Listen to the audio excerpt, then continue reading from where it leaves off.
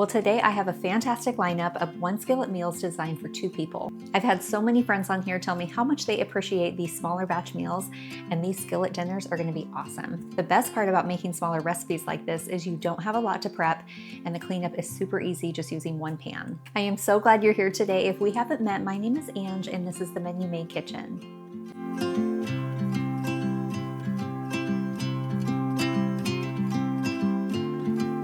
So I'm preparing my chicken for our skillet chicken fajita bake. I have all my veggies done, and I'm just slicing this large chicken breast really into slices. And you can do them in chunks, like however you want to do it. I think what I love about doing smaller meals like this is the prep is even less. I can have dinner together really fast when I'm just cooking for my husband and I. That looks good. Okay, let's head over to the stove. So we are using a medium-sized skillet, and you're gonna wanna make sure your skillet is oven safe, otherwise you'll have to transfer it into a baking dish. So I'm gonna add about a half a tablespoon of olive oil, and all of our chicken goes in.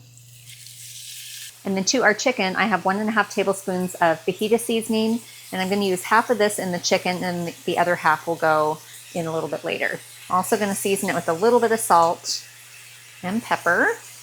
All we need to do is get our chicken kind of browned up. It doesn't even need to cook all the way through, although it probably will because it's so thin. So once it's a little bit browned, then we're gonna pull it out of the pan, and then we'll start sauteing our veggies. All right, this looks good. Our chicken is nice and browned. And then we're gonna add in our onions. I have a half of a medium-sized onion that I sliced. And then I have some red bell pepper, and green. And then this is like a half of a small red pepper, and same with the green pepper. Now, because this is gonna cook in the oven or bake in the oven for about 45 minutes or so, we don't really need to cook the veggies all that much. We're just gonna give them a quick saute. Now that it's been a couple of minutes, I'm gonna throw in some zucchini, and this is just one small zucchini. I like to slice it into little half moon shapes, but you can do it however you want. And then we'll saute the zucchini for like a minute or 2. So now we're going to add in the rest of our fajita seasoning. Let's put our chicken back in. Make sure you get all those juices. I have 3/4 cup of long grain white rice. And then we're doing 1 10-ounce can of diced tomatoes and green chilies, and this is fire roasted. And then we have about 3/4 cup of chicken broth. So what we want to make sure of, this doesn't have to be completely covered in chicken broth, but you definitely want there to be plenty of liquid to cook the rice. So I might add a little bit more broth. We'll kind of stir this together and then see how everything sits in the pan. All right, I think that looks good. You just want to be able to see the liquid. So I have my oven set at 375, and what's kind of cool is my caraway pan set, I have a lid that will actually fit on this, but if you don't have a lid that fits tightly on your oven safe pan, you'll want to make sure to cover it with foil.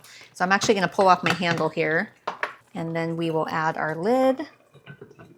And then I'm going to place this in the oven at 375, like I said, and we're going to bake it about 40 to 45 minutes. Obviously, we want the rice to be tender and no more liquid in the pan, and then we're going to top it with some cheese. So we'll come back here after all of that, and then it'll be time to taste it, which is the best part. So this is out of the oven the first round. I let it go about 35 minutes. I just had one of those feelings like, I'm pretty sure the rice is done. It definitely looks like there's no more liquid in there.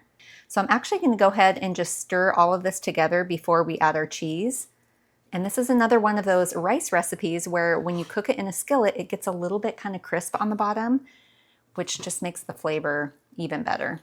So now we are going to add 3/4 cup of this Colby Jack shredded cheese. And then we'll place it back into the oven for just another 5 minutes. Not too long, we just want the cheese to melt. I'm gonna top this with some fresh green onions and a little cilantro. And then obviously you can do whatever you like with the toppings. Add some sour cream, do jalapenos, avocado. Back in the oven. And then we will see you at the taste testing station in just a few minutes.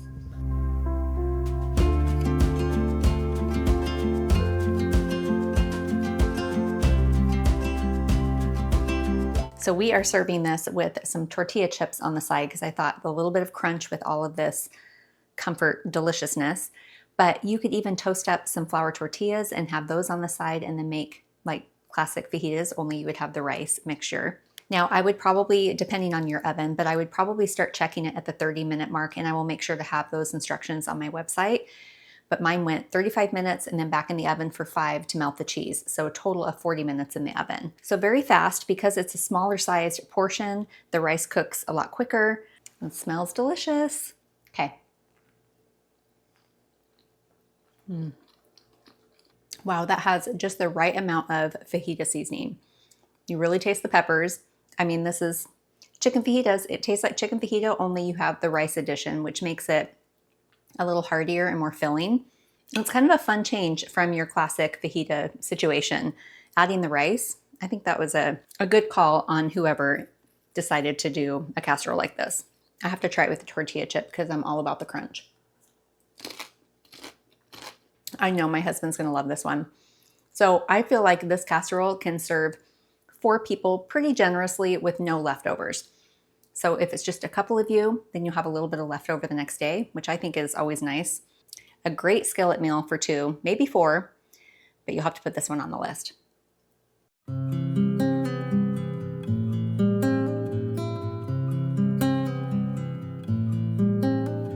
I always feel like when you involve salmon, the meal is a little extra special. But I just want to say, if you do not like salmon, you can make this with chicken. So we have some beautiful salmons. These are about 6-ounce fillets. Now, my husband does not like salmon at all, so I'm going to eat the leftovers the next day. So if you're just cooking for yourself, this will be great to have a little bit of leftover. I'm adding a little bit of salt to both sides along with some lemon pepper. Now, this lemon pepper does not have salt. This is the dash, so that's why I'm doing salt. The other great thing about this recipe is the only thing that we have to chop is our little shallot over here. And if you've never cooked with a shallot, it's basically a cross between onion and garlic. It's the best of both worlds, in my opinion. While our salmon is searing, we are going to get our shallot chopped up. So we are going to head over to the stove and start getting these cooked off. We're going to want about a 10-inch skillet for this recipe. I'm going to do a half a tablespoon of olive oil. We'll save the other half for a little bit later. And I have this set on a medium-high heat because we really want to get a nice golden crust on the salmon. We're also going to be cooking the salmon all the way through. So if you decide to do chicken instead of fish, then make sure you cook your chicken all the way through before you start moving on with the other steps. We are going to place our salmon skin side down first. And we're going to cook it about 4 to 5 minutes per side or until it's cooked through and nice and golden brown. This is smelling so good. I think it's time to flip. Oh yeah, that looks awesome. All right, let's take a look at this guy.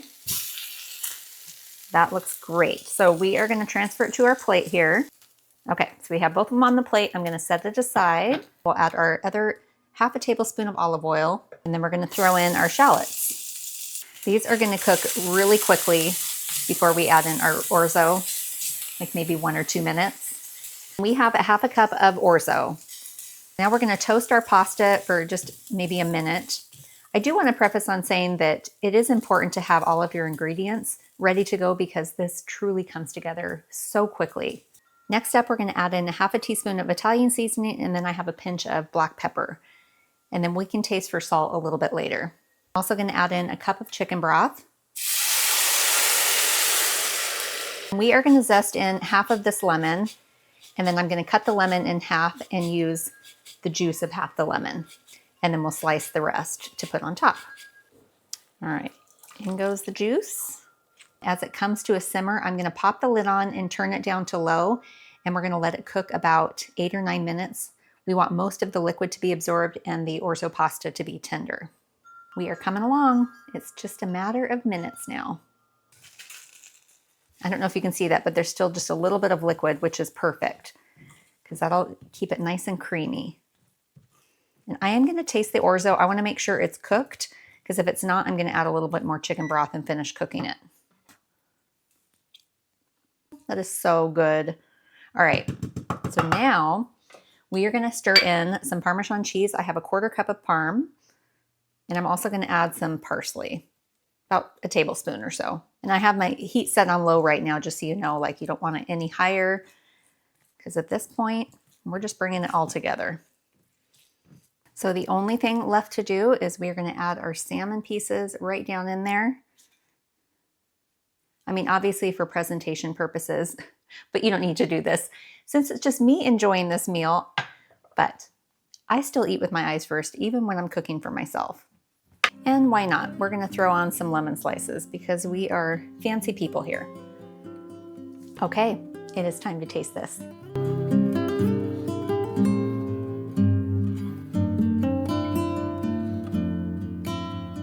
I am very excited about this. Oh, the salmon smells so good and it's just so lemony in here.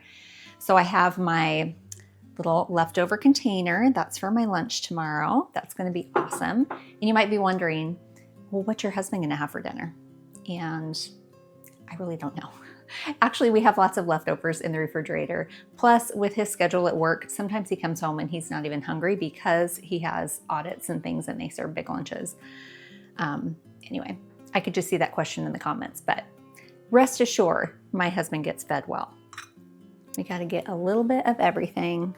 Look at that. All right.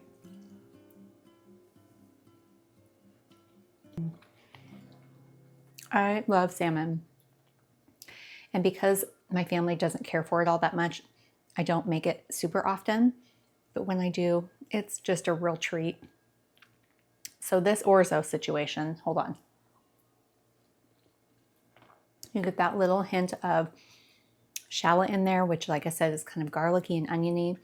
And then lots of creaminess from the parm. Lemony, all the E's. And the salmon is just fantastic. It's super buttery and that little bit of lemon pepper seasoning over the top kind of just drives home those lemon flavors. Fantastic meal for two or one in my case. This will be a great recipe to put in the books when you need something a little bit smaller.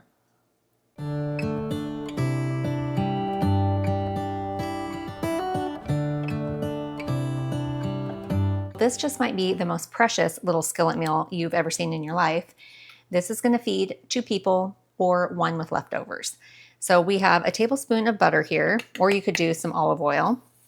That's nice and melted. So I have this on like a medium heat. And we are going to add in 2 medium potatoes that I've diced. And then I also rinsed them really well with cold water. And that just helps get some of the starch off and so we can crisp them up a little easier. I am going to throw a little bit of salt and pepper on them. We don't need to cook the potatoes through at this point. We just want to get some golden color on them. And then we're going to pull them out of the skillet and move on with our ground beef. Well, these potatoes look great. They're nice and brown, but like I said, they're not cooked all the way through just yet. So I'm going to pour them right on this plate here.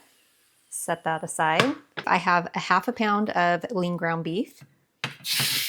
And then I'm also going to add in a 1/3 cup of diced onion.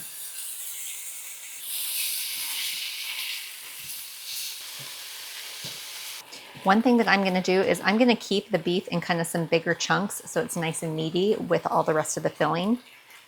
Okay, I'm going to turn the heat down just a little bit and we are going to add in some minced garlic. This is 1 large clove.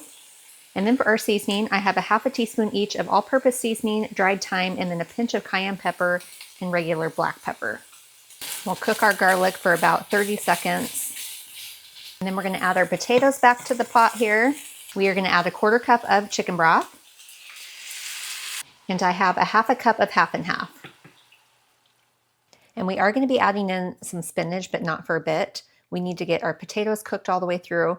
So I'll bring this up to a simmer and we'll just kind of let it bubble away, cook our potatoes. The sauce will kind of thicken a little bit and then we'll add in our spinach, cheese, and some parsley.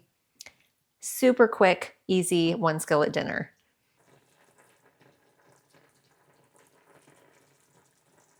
So it's been about 5 minutes. As you can see, a lot of that liquid has kind of evaporated and absorbed into the potatoes.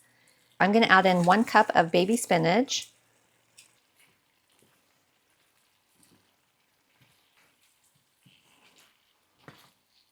All right, a little jack cheese to finish it off.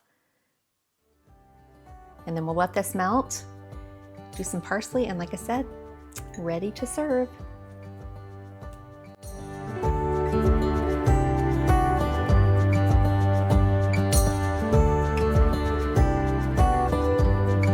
I feel like this is one of those kinds of recipes where you're like, really?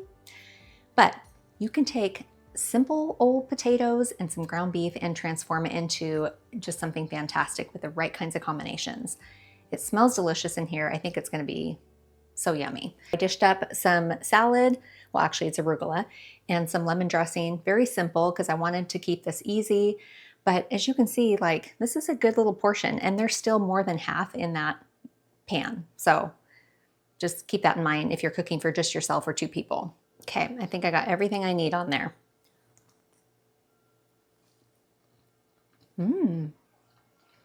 So savory.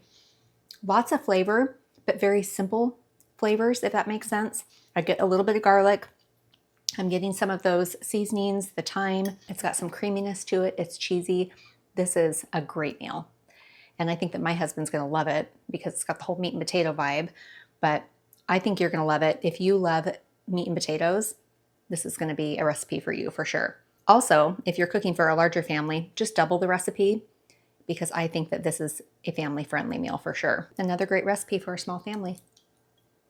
Well, here is a playlist of all of my small batch recipes. Thank you for spending time with me today. I look forward to seeing you next time.